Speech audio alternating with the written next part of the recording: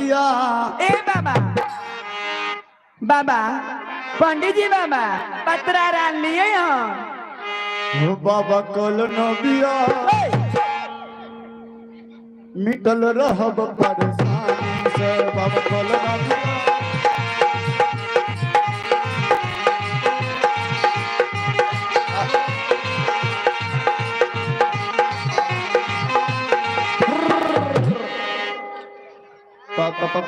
अयो पंडित जी पत्रा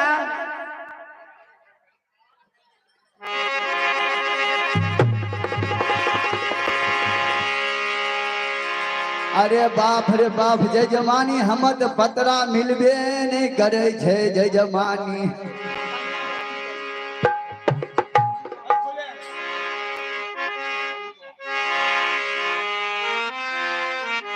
अमरती जी कहाँ छे वह देखो मर के दही पंडित जी पत्रा लियो पतरा पतरा जय जमानी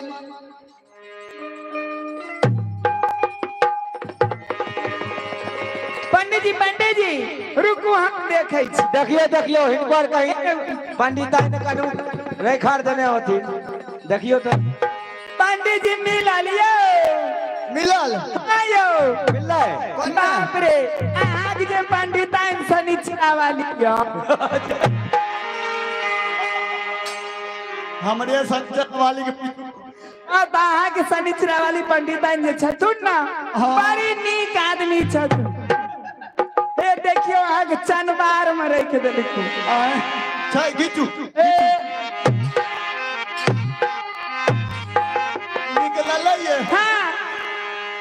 साथ में हम ढको निकाल देल बाप रे बाप बड़ी नीक गोर छथुन अहाँ के पंडिता लेखी हाँ टाइम टाइम पर फोनो करैया जे कहाँ छियै पंडित जी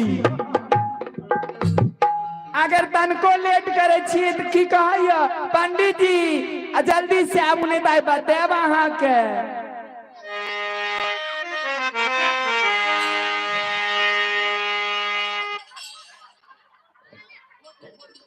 पंडित जी अरे खोलना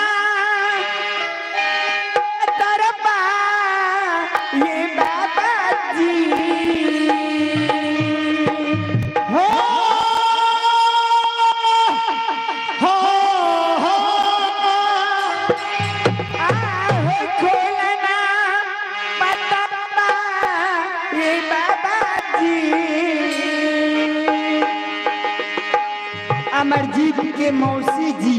कनौसी से उनका तरफ से कन्हैया भगवान की दरबार में 51 रुपया दान दिलखी हैं 100 रुपये पुरस्कार दिए हैं हमारे नरेंद्र साहब जी उनकी ओर से बहुत बहुत साधुवाद बहुत साधुवाद अरे खोलना पतरपा ये बाबा जी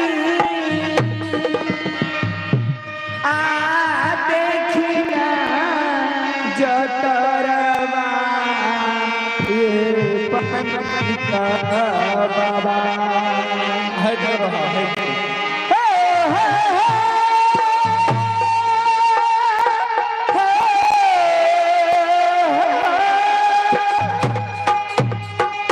ये माही खोलना पत्थर पा ये बाबा आहो देखना क्या तरवा ये पंडिता बाबा कबले पानी कबले हो पानी पानी पानी हो कबले पानी जतरा हमार ये पंडित